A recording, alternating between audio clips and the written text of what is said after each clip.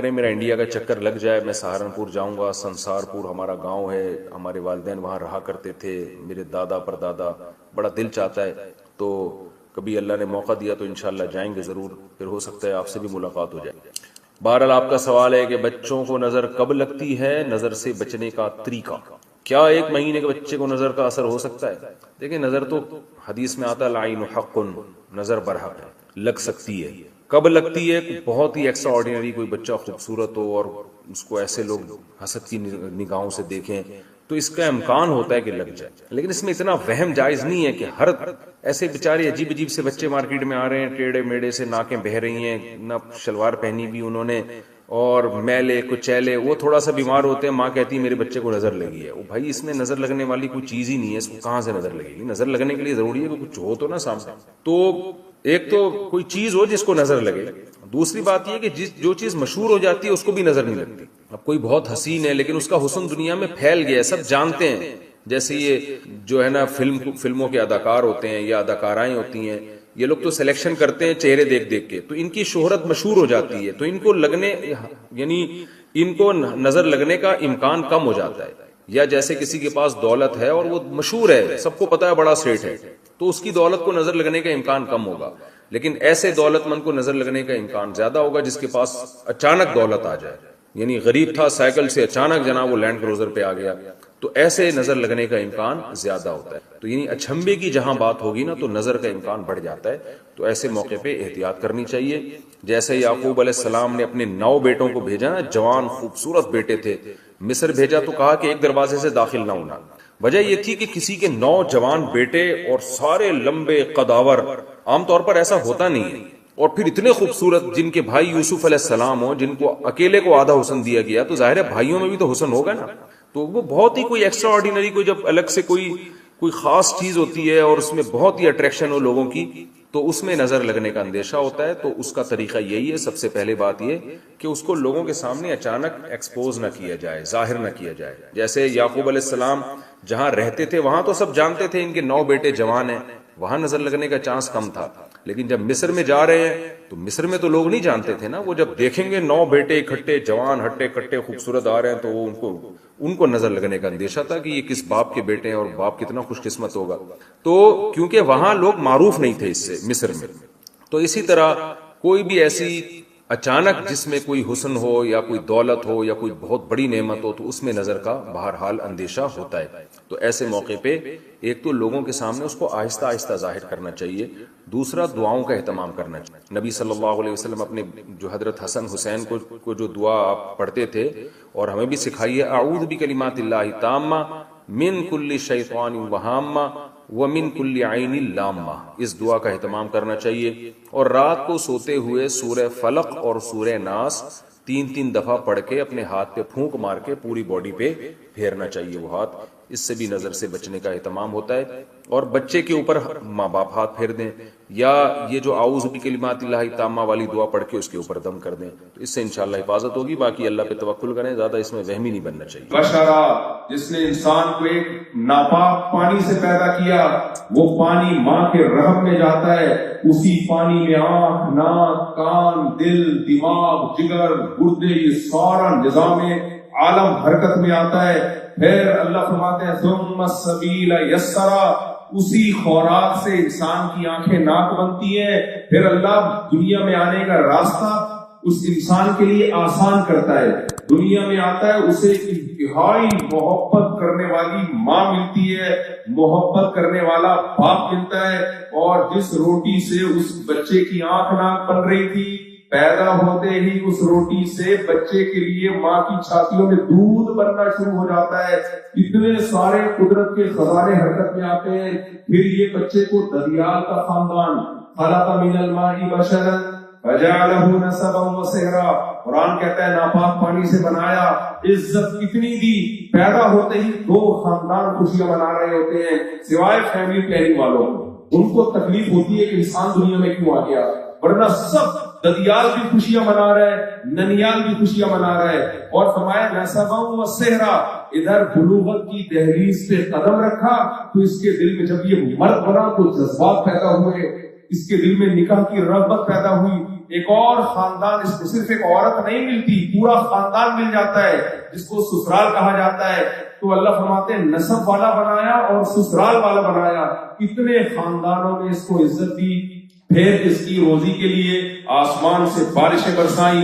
فالق الحب والنوا، اس نے اپنی آنکھوں سے دیکھا کہ میں ایک بیج زمین میں ڈالتا ہوں، ایک گٹلی زمین میں ڈالتا ہوں، اس گٹلی کو کھول کے دیکھے کچھ بھی نہیں ہے.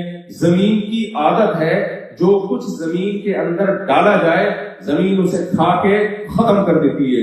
لوہا ڈالو گے ختم، پیتل ڈالو گے ختم، پورے انسانوں کو کھا جاتی ہے زمین. لیکن اللہ کہتے ہیں میں نے انسان کی خوراک کے لیے بیج میں ایسے سافٹ ویئر انسٹال کر دیے، اس بیج کو جب تم زمین میں ڈالو گے اس سے کوپل نکلے گی، زمین کا سینہ پھاڑ کے ایک درخت نکلے گا، وہ درخت بڑا ہوگا، اس میں پھول پیدا ہوں گے، وہ پھول تتلیوں کو اپنی طرف اٹریکٹ کر کے نر مادہ پھولوں کو ملائیں گے، اس سے پھل پیدا ہوگا، اور اس پھل کے اندر ہر پھل میں وہی گٹلی ہوگی جو تم نے زمین میں ڈالی ہوگی. اس طرح سے میں اس انسان کو روزی مہیا کروں گا، آسمان سے بارشیں برسا کے، زمین سے لہلا کے فصلیں پیدا کر کے.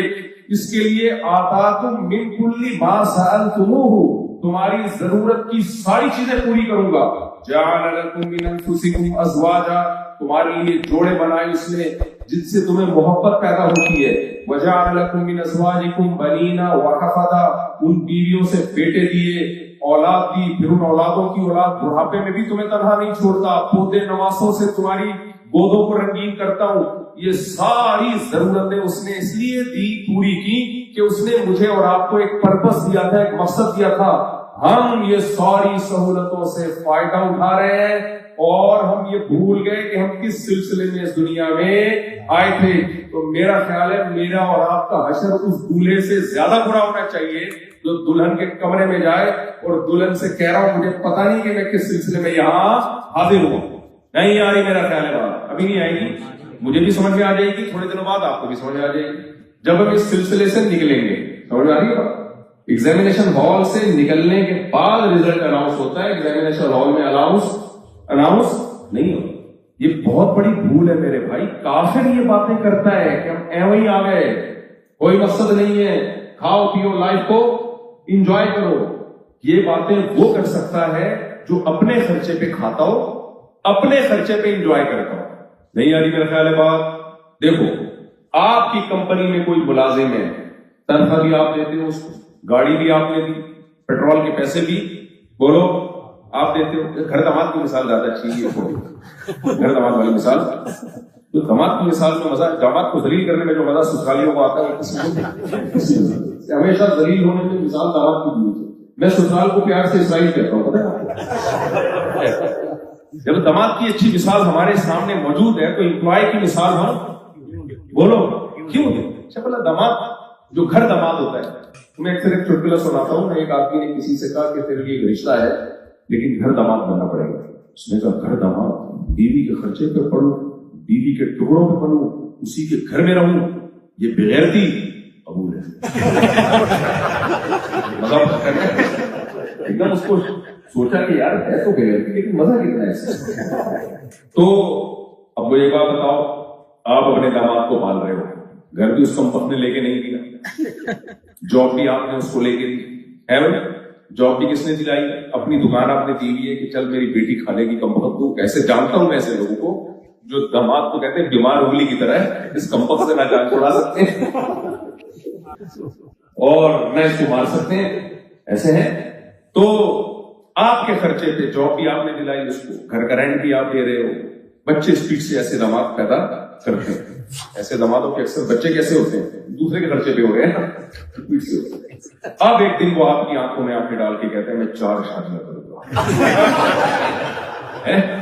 سسر کی آنکھوں میں آنکھیں ڈال کے کہتے ہیں میں کتنی شادیاں کروں گا. جگتی ہیں اور میرے بیان سنا رہا ہے یہ دیکھیں. آپ بولو گے کمبخت، یہ باتیں وہ کر سکتا ہے جو گیس کا بل خود دیتا ہوں، بجلی کا بل خود دیتا ہوں، وہ بھی باتیں ہی کر سکتا ہے. میرے ٹکڑوں پہ تو پل رہا ہے اور میری آنکھوں میں آنکھیں ڈال کے کہہ رہا ہے کہ بھائی تجھ میں پالیسی کس کی چلے گی؟ میری چلے گی. اپنے خرچے پہ یہ باتیں مزہ کرتی ہیں، دوسروں کے خرچے پہ یہ باتیں مزہ نہیں کرتی۔ آپ کا کوئی ملازم ہے، باس ہو آپ اس کی گاڑی میں پیٹرول آپ ڈال رہے ہو، وہ گاڑی اپنی نانی کے گھر لے کے چلا جاتا ہے، کمپنی نے اس کو گیس ڈال کے دی کہ بھائی یہ کمپنی کے کام کے لیے، وہ سارے ایونٹ میں وہ گاڑی، وہ دولہے کی کرائے پہ چل رہی ہے وہ گاڑی جو کمپنی نے دی ہے اس کو، تو آپ اسے کیا کہو گے؟ وہ کہہ رہے آپ اتنے کنجوس، آپ کہو گے بھائی یہ کام اپنی مرضی جب ہوتی ہے جب گاڑی بھی اپنی ہو، اس میں ڈیزل بھی اپنے پیسوں سے ڈال رہے ہو، مینٹیننس بھی اپنی، پھر جو مرضی کرو۔ بھیکاری کو آپ نے کچھ پیسے پکڑا دیے اور وہ آپ ہی کے سامنے ریبن لگا کے چشمہ لگا کے شو مارنا شروع کرتے، آپ کو غصہ آئے گا کہ نہیں آئے گا؟